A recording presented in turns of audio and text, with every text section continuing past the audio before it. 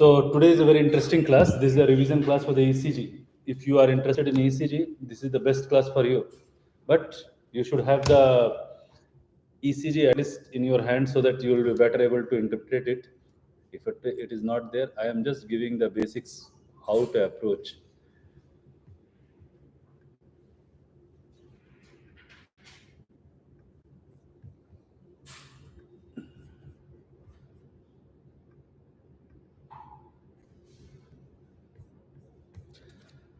So ECG 360 is the approach for the ECG interpretation. Okay. None of the branch need that much systematic approach than ECG and X-ray. So whenever we are going for ECG interpretation, the approach should be very systematic. You have to start from particular waves, and later on we have to approach. And same thing for the X-ray. So X-ray, when we are reading, it should be either from the inside or outside. You can come for front.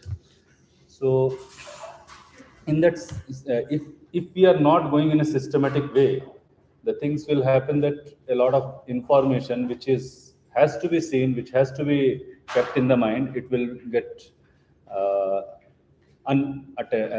unnoticed. So that's why I'm saying approach is very, very important. You have to start from this, some point, and you have to end to the point without stopping at any of the point. And this is the what I call 10-step approach for ECG. First is rate, second is rhythm, third is axis. Axis of P, Q, R, S, T means all the waves we have to see. Intervals, PR interval, QRS, QT, which we have to measure. Then we have to give go for the P waves, which will give the information regarding the how the atria is depolarizing, and what is the amplitude and duration, which will give regarding the chamber enlargement also. Comes the QRS and R wave progression. So QRS will give the information about the ventricular depolarization as well as how the ventricles are having any hypertrophy or any conduction abnormality. R wave progression will again give the information regarding the whether the patient is having old infarct or the patient is having a rotation of the heart also. ST segment is, I have marked with red because this is the where most of the time our eye get glued, because all the intervention cardiologists will be seeing on the ST segment. Their focus is for the interventions, and when we are going for intervention, the first thing ST elevation, depression, flattening, T wave inversion, all those things will be in the ST segment. So most of the information they will be driving from the ST segment, and if we are only checking the ST segment, we may be able to lose the other information which is there in the ECG. Then come the T waves. We have to see the T waves, and after that you have to start palpating the ECG, whether there is a pathological Q wave, delta wave, or epsilon waves. So these waves are also the additional and Osborn waves. So these waves are also present, and if we are not giving a look or we are not looking out for that particular wave, we may not be able to get.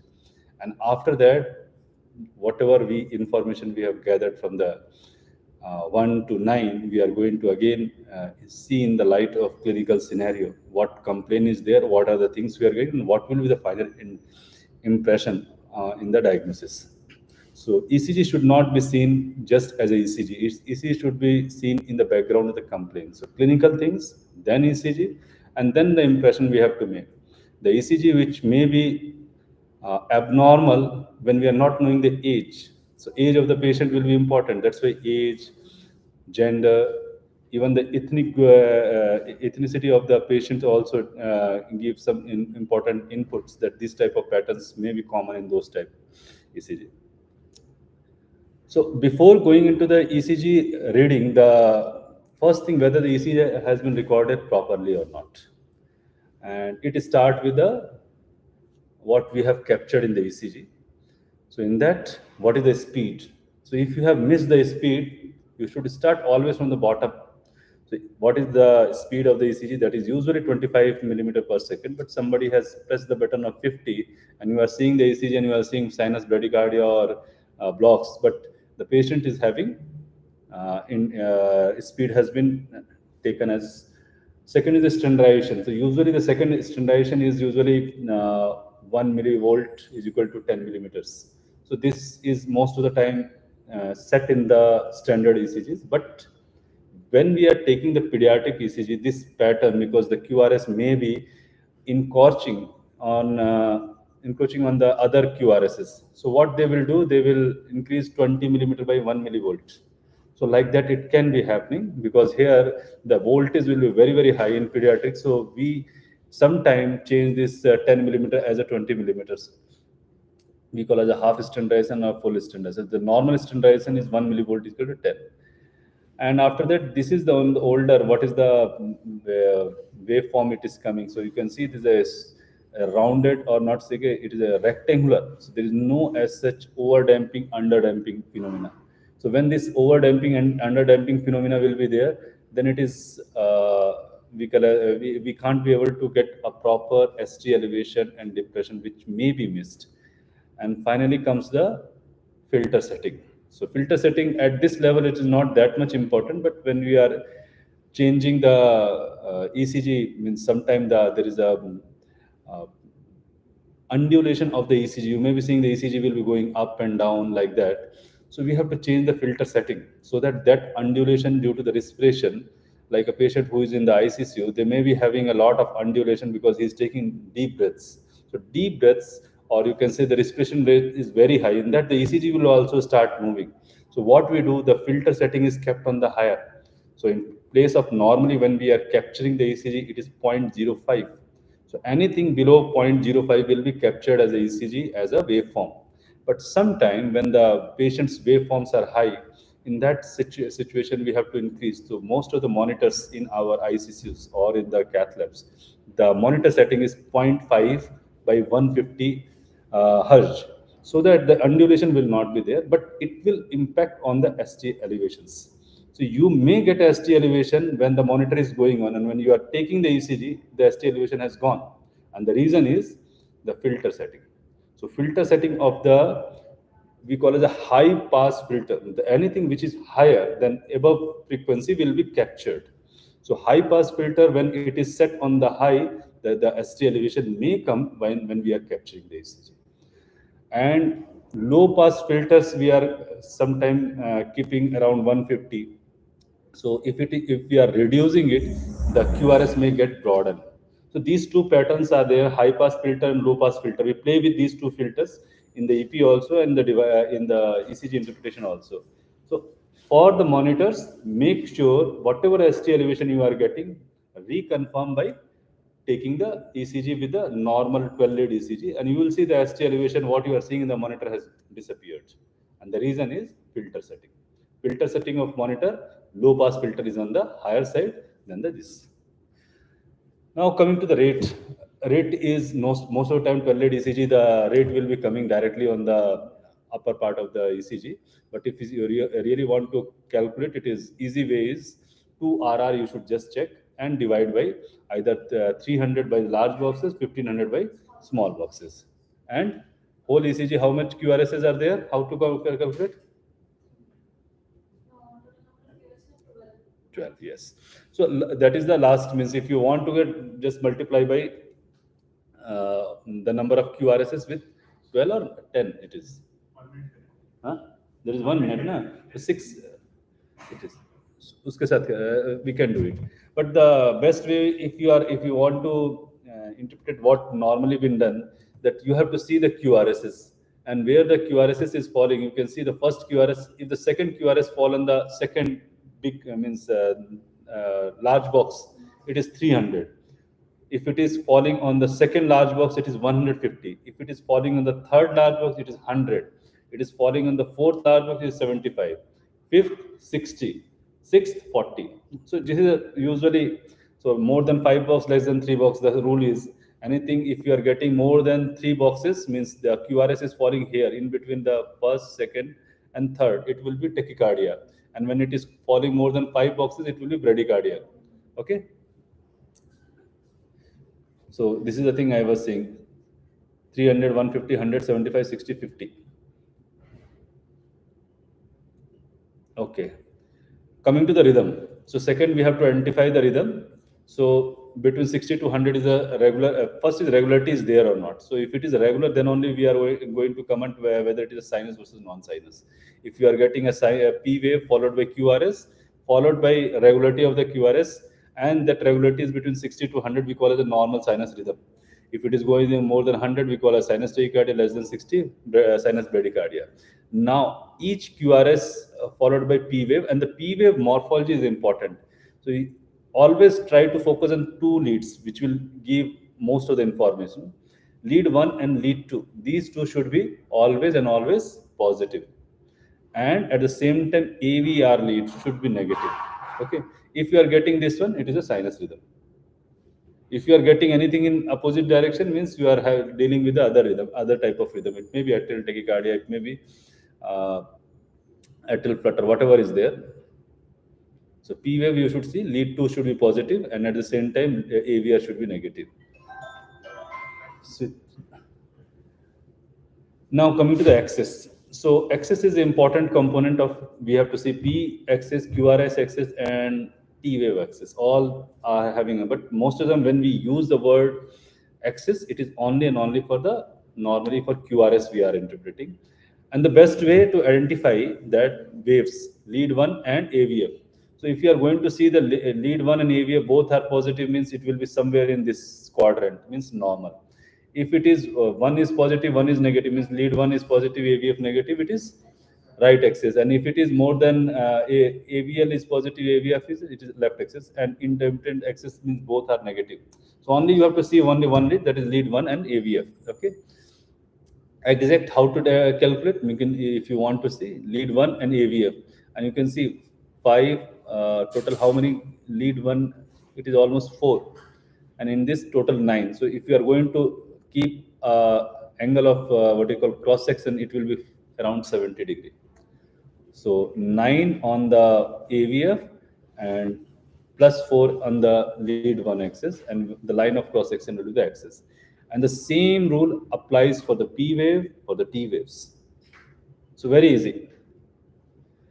So importance of the axes is, so P wave axis, QRS and T waves, it depends, means if the, this all will be in the unison. Unison means P wave, QRS and T wave all will be in and around 40 to 60 degree.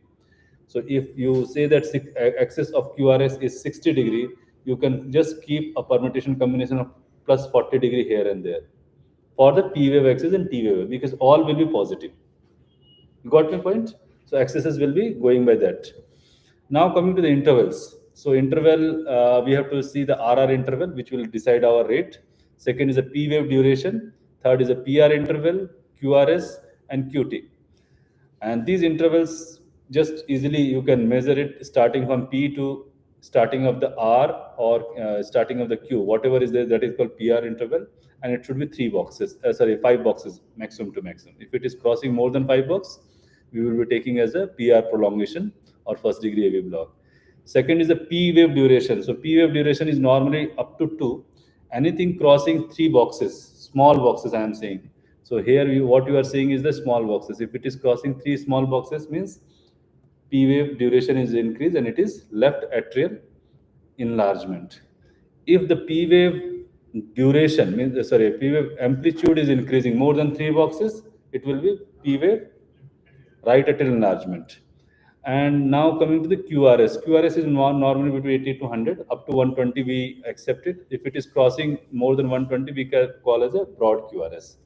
And QT interval starting from starting of the QRS, which may be Q or RR, and at the end of the T waves, it will be 440 for the males and 460 for the females.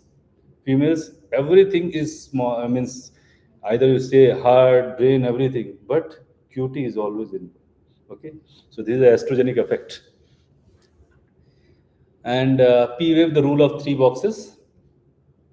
If you go up 3 boxes or broadening QRS, so whenever the duration is increasing 3 boxes, we call as a left atrial enlargement. If the amplitude is increasing, right atrial enlargement. Okay, and this has to be seen in which lead? Lead 2, because it is having the highest current. And here again, if you are going the lead 1, if the what I call it is totally positive, there is no negative wave, it is again the right atrial enlargement. If the lower box is more than one depth or more than one this one, it will be left at enlargement. Coming to the step number 6, in this we are going to see QRS complexes, whether it is narrow, broad. Second is what is the voltage if it is narrow, and what is the R wave progression. There are three components. So QRS duration more than 120, whenever it is coming, we have to keep the possibility that it is a broad versus narrow, sinus versus tachycardia, bradycardia, and finally LVB, RVB, IVCD, or VT. So these five components we have to think about it. If it is broad, it may be a LVB, RVB, intraventricular conduction disease, or it may be VT or pacemaker rhythm. So these all will be possible. And at the same time, whether patient is in a sinus. If it is sinus, we will be thinking that is a left bundle branch block or right bundle branch block. If the patient is not in the sinus, we will be having a possibility of VT. Like that, the interpretation start. So first and foremost, QRS is more than 120. If the QRS is more than 10, see whether it is broad versus narrow has to be decided. If sinus versus bradycardia means it is a brady or tachy. And finally, what is the morphology? If it is narrow, means QRS is less than 120, then we have to go for the criteria of LVH, RVH, right ventricular hypertrophy, left ventricular hypertrophy, or biventricular hypertrophy. LVH, the criteria is R wave in V5, V6, S wave, and V1 in the S wave, R wave in V5 or V6 plus S wave in V1 in a patient or person more than 35 year. If it is crossing 35, it is LVH. If you are going into the limb lead system, means this is the chest lead. If you are going the limb lead AVL, if it is more than 11, it is LVH. And if the chest and what you call limb leads, if you are going to count, so S wave in the V2 and R wave in V5, that is also, if it is crossing 42, it is taken as a LVH criteria. So here the I think 15. So this is the last criteria in which we are taking the R wave and S wave of V3, 28 versus 20. So this is called coronal criteria, in which the chest lead and limb lead both has been counted to 20 and 28. 20 for the females and male. And here we are taking the lead 3. Lead 3, what is the S, and R wave in the lead AVL. RVH means when we have to diagnose, excess should be more than 110, either of the things, without any cause. Dominant R wave in V1 or dominant S wave in the V5, V6. And the criteria is 7 millimeter, either of the things. So whenever it is crossing, it is a RVH. You can see here, it is positive totally, V1. So RVH is there, and at the same time, you can see the axis also, it is the right axis. 2, 3 AVF, both are positive, AVL is negative. So F and L, both are in the opposite direction, the right axis deviation. In this, what is that? RVH, LVH? Be fast. Huh? Who is LVH? अरे V1 को देखो, see the V1 lead. What is it? Positive ना? It is RVH. Now tell me this one. LVH. And what is this? No, it is not LVH. Here the QRS is wide. So all these rules are not applicable for wide QRS. It is for the narrow QRS. It is left bundle branch block type pattern. Okay. Now coming to the QRS complexes. So QRS complexes, whenever we have to see two important concepts we should know. That whenever the QRS is found and it is narrow, it means the conduction is happening through the AV node followed by his and LVB and RV. Both, everything will be going simultaneously. Then it will be narrow. And if anything is bypassed, means it is not going through the AV node, or the disease is in then the either of the bundle, right and left bundle, then only it will be wider. So broad is this whole system is disease, number one, or the rights or left bundles are diseased, or it is originating from the directly from the muscles, VT. So these are the important causes of broad QRS. Broad QRS very easy to identify. If you want to know right bundle branch block is there or not, just see this pattern. Just keep in the mind R, S, and R. There are two R will be there. In between there is a negative wave. There is a RSR pattern. Or in the lead V6 you are getting a broad and slurred. This is slurring we call as. It is not going immediately up. It is taking some time getting broader and then it is. So there's a S wave. So this is what is called QRS is more than 120. You are getting RSR pattern and you are getting S wave in the V6. If you are getting, these are called RSR. And second part is the regarding the progression. So progression of the QRS also we have to see, and this progression of the uh, R will be increasing over time. It will become peak at V5. V5 is the location of, what is the location of V5? Anterior or posterior axillary line? Anterior, yes. And V6? Mid, yes, mid axillary line. So if it is going like this one, we call as a up to V3. Usually the QRS may be having equal, but after V4 it will be progressing. Means the QRS will be higher than the S wave. Means negative wave will not be dominating in the V4. You can see R big S, R and again big S, R and big S, but equalizes. And after that, R has dominated. This is called normal progression, and it has peaked to V5. LBB, where we have to see for chest leads. And V6 you should go and you can see M pattern. This is a classical pattern. If you are not getting classical pattern, also not a problem. There should be all wider. So here you can see it is also LBB also. Here there is no M pattern, but it is totally positive. What is this?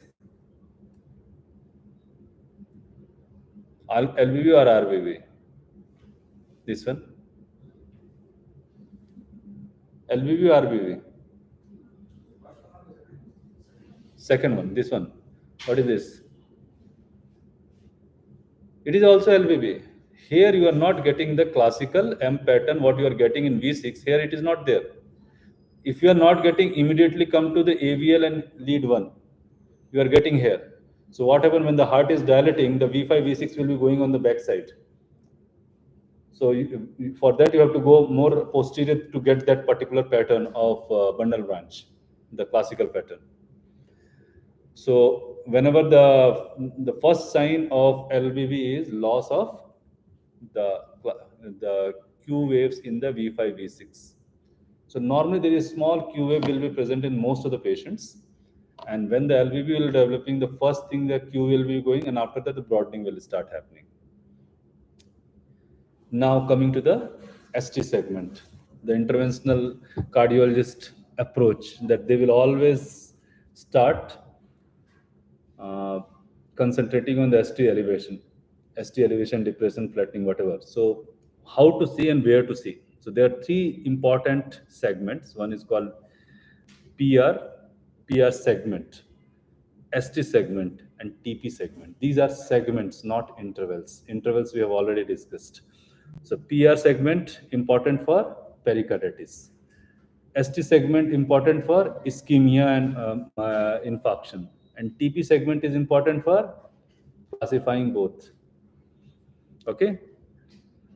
So TP segment is a true isoelectric segment in the ECG because the ST is never ever in the same line. It is like going elevated. It means that the initial part will be going, initial part will be hugging the horizontal line.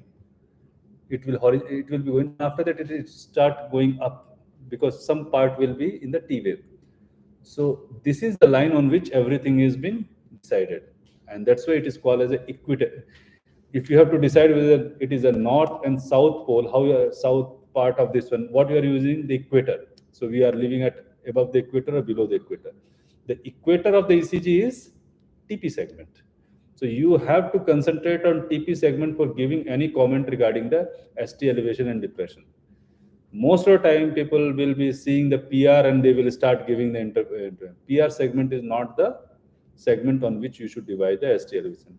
Even a lot of cardiologists doesn't know this fact. I'm saying it. So you should be knowing how to compare it. So you should see the TP segment and see whether it is going up and down. So there are three type of changes. First, coming to ST deviation, what is called elevation and depression. So elevation means you can see this is the TP segment here and it has gone up. So this is ST elevation. Here it is gone TP segment and it is gone down. So ST depression. This is a classical and well seen. Sometimes you have to see after writing that elevation and depression has happened, we should not be sitting. We have to enumerate the uh, leads in which it is happening. Not only leads, we have to see whether it is happening in a consecutive lead or not. Then it becomes important. So when we are talking about ischemia, we are talking that one of the artery is blocked. When artery is getting blocked, it will not be concentrated to one lead. It will be particular leads will be getting affected. And that particular trend, we are going to say that yes, V1 is there, V2 is there, V3 is there, means it is anterior territory or septal territory, and so mostly LAD is there. It is in inferior 2, 3 AVF, then we will say it is an inferior territory. So like that, we have to decide it. So in one lead, if you are getting any change, it has got no importance. So you can see 2, 3 AVF, this is inferior. 1 and AVL, it is lateral. Again, V5, V6 is the part of the lateral, and V1 to V3 is taken as a septal. So whenever the changes is happening, immediately we have to see the second part. Sometime elevation in one lead and as ST depression in other leads. So we call it the reciprocal changes. So these are important aspect. Now, how much elevation is needed? So V2, V3 leads means we can say these leads are notorious because there is always some elevations are there, and under 40 more than 2.5, above 40 more than 2 millimeter, and if you are getting in two consecutive leads, it is taken that you are dealing with an infarct. And this pattern is very important. You can see here the ST elevations is going up, but when T is inverted, you can see T is inverted and you are getting elevated, means elevation with T wave inversion. This is called infarct. There is no doubt and confusion. Till the T waves are positive, you can have the causes that it is crossing 2.5 or not, clinical scenario is there or not, hyperkalemia, hypokalemia is there. All those things will be in the doubt. There is only one condition where the elevation is succeeded by T wave inversion, and that's why we use the word convex, convex ST elevation. So this is called convex ST elevation. This will never happen in any other condition other than infarct. So heart attack or myocardial infarction will be, we can say, you can stem the diagnosis. There is infarct, no question, no doubt. Till the T wave are positive, we are having a lot of permutation, combination, and causes to make a conclusions before concluding it. Pericarditis. So when the ST elevation is happening, we have to see ST elevation in particular lead or it is generalized. So if you are getting a generalized ST elevations in all the lead except V1 and AVR. So these two leads are the right-sided leads, right side, and mostly the excesses are mostly in the opposite direction of the current. So these leads will not show the ST elevations. All the leads except one, not AVL, AVR, no man's land area. So those leads will be showing the ST elevations. Uh, and PR segment, when we are again saying that we have to compare everything. So you can see here the ST elevation has happened and at the same time PR has gone down. So ST elevation and PR segment depression means this permutation combination we call as a pericarditis. So here the thing is very important that T will be always positive. Okay, T got negative, it is infarct. Okay, So till T is positive, then only you have to think about if it is generalized, ST elevation all lead, V1 and AV are not involved, PR segment depression has happened. Okay, it is a pericarditis. And last and not least, the TP segment is also having a different behavior.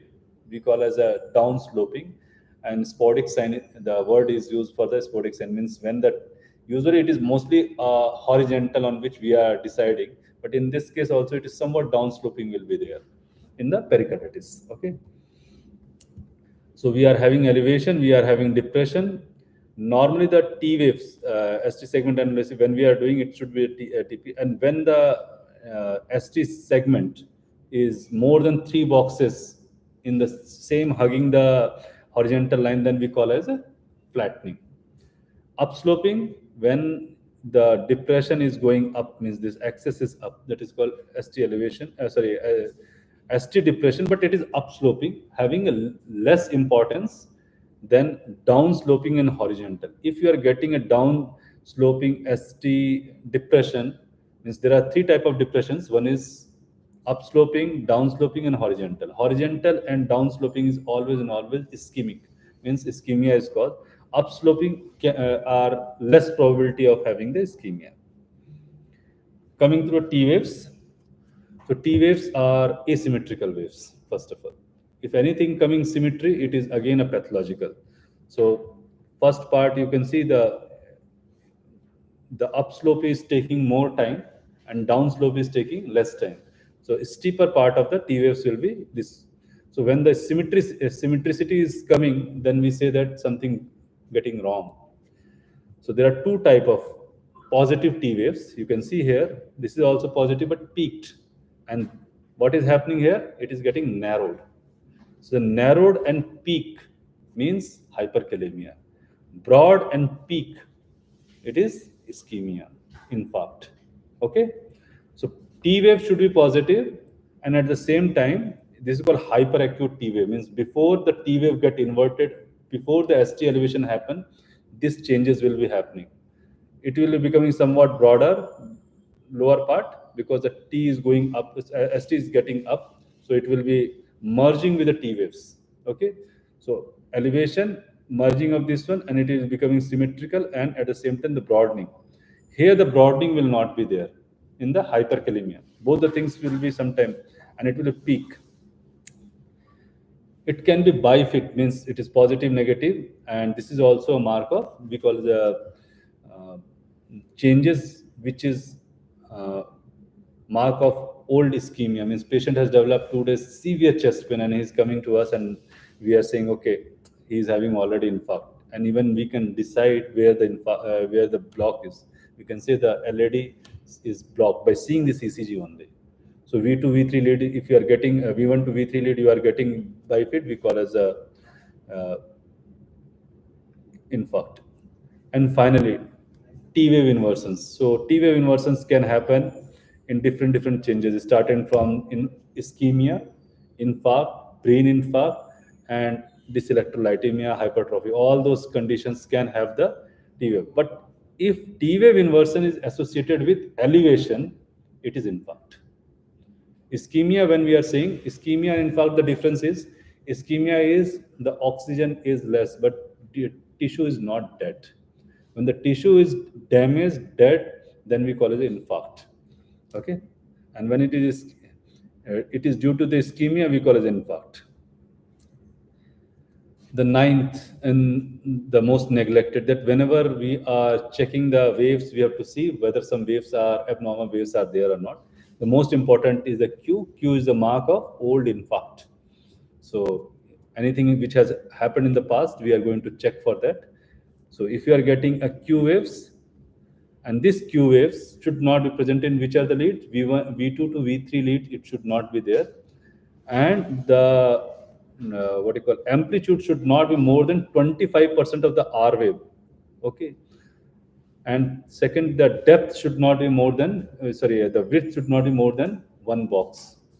So if it is crossing, then if it is more than 25, it is QR, it is wider than one small box, then it is pathological Q wave. If you are seeing broadening of QRS and initially you are getting a small slurring, this is called slurring. So broadening is happening and you are getting a slurring, it is called delta waves. So it is usually associated with a short PR interval. So short PR interval and at the same time you are getting a slurring of QRS, it is called delta wave and it will be WPW syndrome. Epsilon wave is not that important for you, but if you really want, this is called pre-excitation. And when there is a small wiggle, this is a QRS. In last part, you can see there is a small wave is coming. So this wave is not present here, but this wave is present this side. This is not a R wave. It is a broad QRS. We call as a epsilon wave. So delta followed by epsilon, D and E. So D means delta, delta means pre-excitation, E means epsilon, epsilon means post-excitation, and this is we are going to get in the patient of ARVD, arrhythmogenic right ventricular dysplasia. Okay. And after that whole things what we have read, we have to make again all the points when it has been taken, what is the what is the complaints, and then rate, rhythm, access, PR, PQRS, QT, all those things, and then we have to write, okay, it is a narrow QRS tachycardia, regular tachycardia means it is a short RP, and then after seeing the clinical impression, we have to make what is the final plan of management. Okay, so this is for today only. Let us come to the any question, any queries?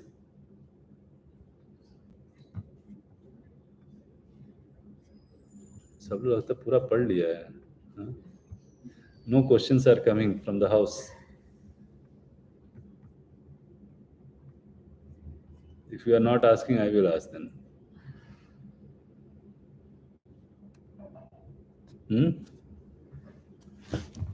So what is the normal PR interval? Huh? Less than?